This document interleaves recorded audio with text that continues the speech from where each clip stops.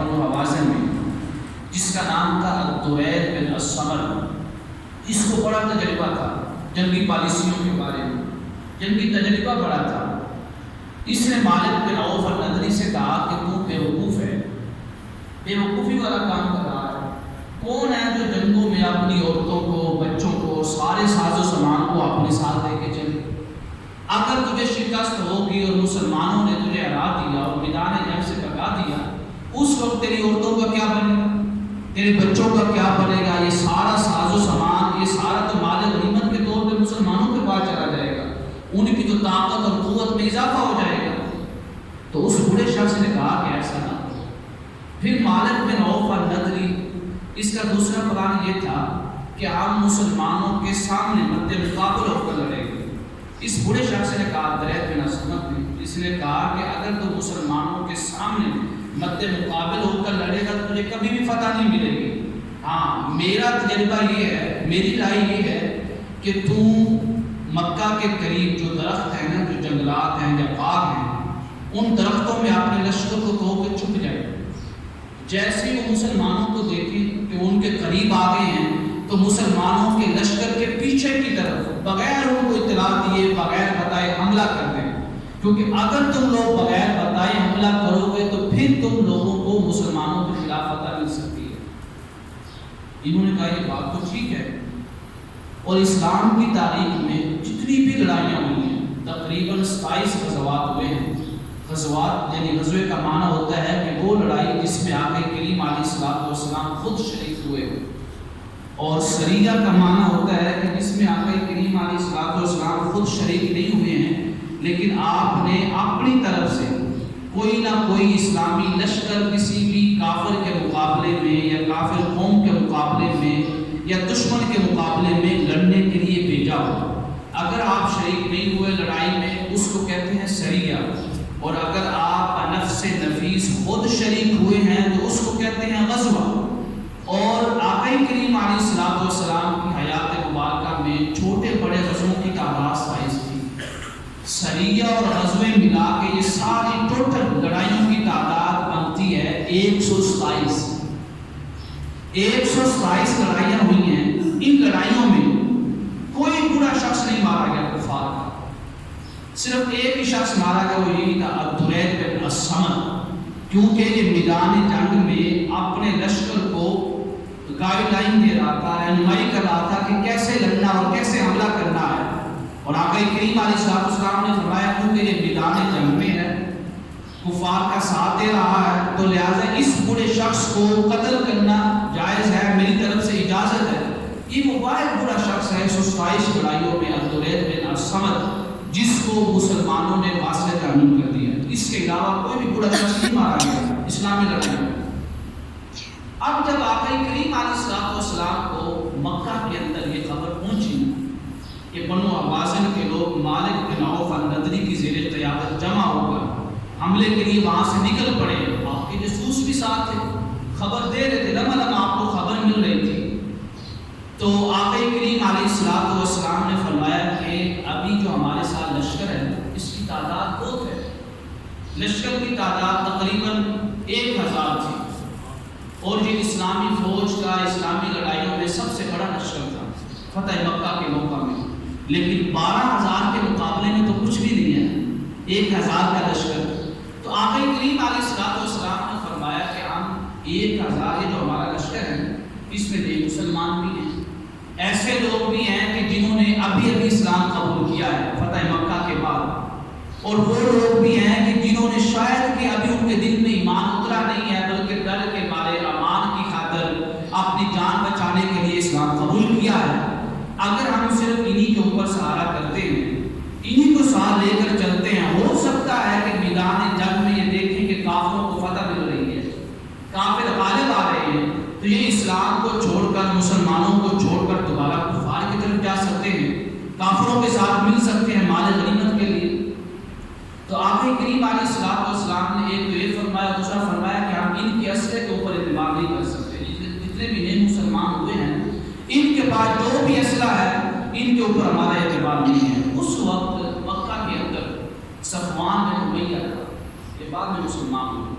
ابھی مسلمان نہیں ہے. جب آقا کریم علیہ السلام ان کے پاس گئے نا، یہ مشرک ہے اس وقت، فتح مکہ کے بعد بھی اس نے اسلام قبول نہیں کیا، لیکن آقا کریم علیہ السلام نے اس کو امان دے دی. یہ اسلحہ کاروبار کرتا تھا، اسلحہ، اس کے پاس اسلحہ بڑی کثیر مقدار میں تھا. حضور نبی رحمت صلی اللہ علیہ وسلم اس کے پاس گئے اور فرمایا ہے کہ تو ہمیں ادار اسلحہ دے دے یا کرائے کے اوپر اسلحہ دے دے، جتنا تو اسلحہ دے گا اس کی تو قیمت دے دینا کرائے کے طور پہ. اس نے وہاں پہ جملہ بولا، اس نے کہا آغاز یا محمد صلی اللہ علیہ وسلم، اے محمد آپ تیرے پاس مکہ کی حکومت آ چکی ہے کہ کیا تو لوگوں کے مال کو غصب کرے، لوگوں کی حق تلفی کرے گا؟ میرے آقا کریم علیہ السلام نے فرمایا صفوان بن امیہ، محمد لوگوں کے حقوق غصب کرنے کے لیے نہیں آیا ہے، بلکہ ان کے حقوق ان کو دلوانے کے لیے آیا ہے. لوگوں کے اوپر ظلم کرنے کے لیے نہیں آیا ہے، بلکہ لوگوں کو ظالموں کے ظلم سے بچانے کے لیے آیا ہے. لوگوں کے اوپر زیادتی کرنے کے لیے نہیں آیا ہے، بلکہ لوگوں کو دوسروں کی زیادتیوں سے بچانے کے لیے آیا ہے. اے صفوان ابن امیہ، میری پوری ذات وہ ہے کہ جس کے بارے میں میرا رب بھی فرماتا ہے وَمَا أَرْسَلْنَاكَ إِلَّا رَحْمَةً لِّلْعَالَمِينَ، کہ ہم نے آپ کو رحمت بنا کر بھیجا ہے، زحمت بنا کر نہیں بھیجا ہے، غاصب بنا کر نہیں بھیجا ہے. صفوان بن امیہ کے دل میں آپ کی بات اتر گئی. آپ صلی اللہ علیہ وسلم نے فرمایا کہ اگر تجھے پھر بھی یقین نہیں ہے نا تو تو ہمارے ساتھ چل میدان جنگ میں اپنے اسلحہ کی حفاظت کے لیے تو باہر بیٹھے رہنا، جیسی لڑائی ختم ہوگی تجھے تیرا اسلحہ بھی مل جائے گا اور اسلحہ کا جتنا بھی کرایہ ہوگا وہ بھی تجھے مل جائے گا. صفوان بن امیہ بھی ساتھ تیار ہو گیا.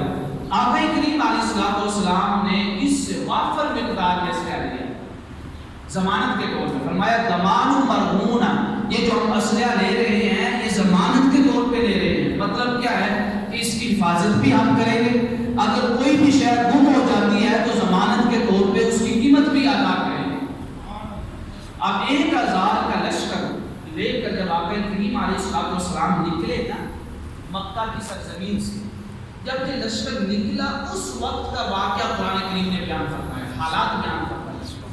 جب مسلمانوں نے دیکھا کہ یہ پہلی لڑائی ہے جس میں اسلامی لشکر کی اتنی کثیر تعداد ہے، 1000 کی تعداد، تو ان کے دلوں میں یہ خیال پیدا ہوا، وہ اترانے لگے، فخر پیدا ہو گیا کہ آج ہمیں کوئی بھی شکست نہیں دے سکتا ہے، کیونکہ آج ہماری تعداد 1000 ہے اور کوئی بھی اسلامی لڑائی میں اتنی تعداد مسلمانوں کے لشکر کی نہیں ہوئی.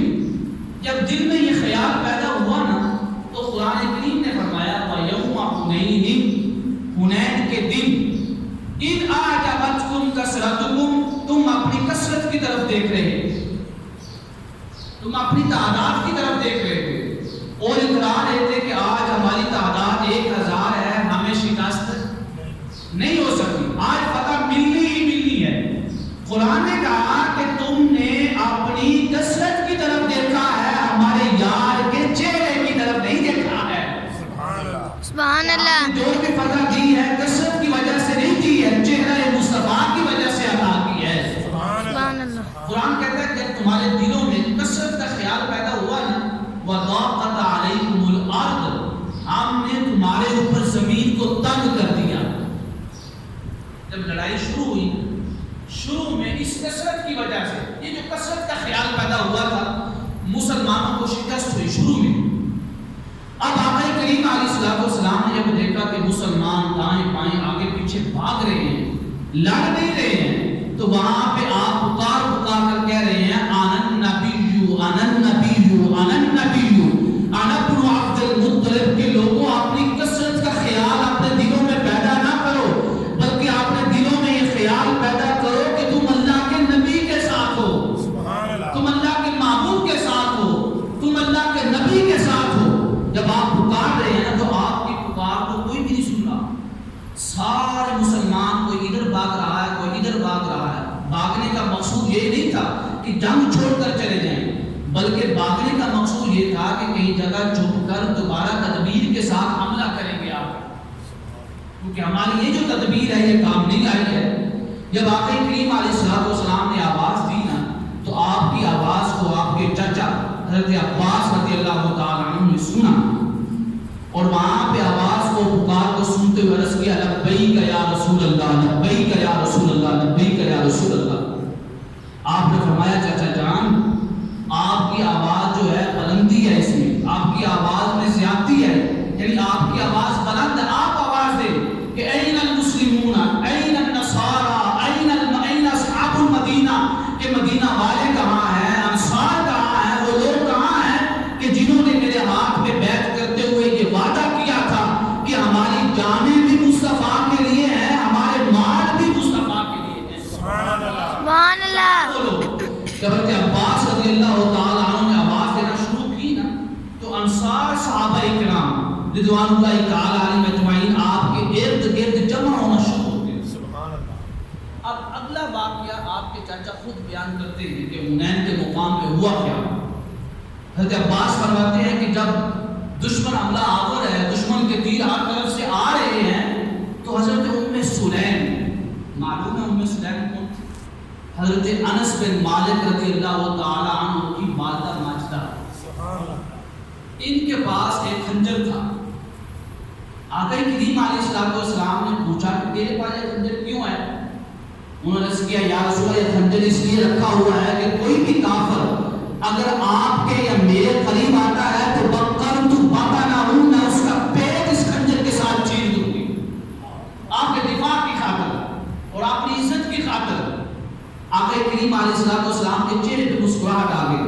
حضرت عباس فرماتے ہیں کہ حضور نبی رحمت صلی اللہ علیہ وسلم ایک سفید سواری پہ تشریف فرما تھے اور سفید سواری مسعود رضی اللہ تعالی عنہ فرماتے ہیں کہ میں نے بڑا عجیب منظر دیکھا۔ حضور نبی رحمت صلی اللہ علیہ وسلم نے جب دیکھا کہ مسلمان ارد گرد پھیل چکے ہیں، قریب کوئی نہیں ہے اور کفار بھانے والی سواری سے نہ نیچے ہونے لگے، سفید سواری سے نیچے۔ عبداللہ کہ جیسے ہی آپ جھکنے لگے نا تو آپ کے جھکنے سے پہلے آپ کی سواری نیچے بیٹھ گئی، آپ کی سواری نیچے بیٹھ گئی، کیونکہ سواری کو بھی معرفت ہو چکی تھی کہ حضور نبی رحمت صلی اللہ علیہ وسلم کچھ اٹھانا چاہ رہے ہیں۔ عبداللہ ابن مسعود فرماتے ہیں جیسے سواری نیچے بیٹھی نا آپ نے اپنے دست مبارک میں کنکریاں اٹھائیں، کنکریاں مٹھی بھر کے جب کنکریاں اٹھائیں نا اور کنکریاں اٹھا کر یوں پھینکی ایسے۔ عبداللہ ابن مسعود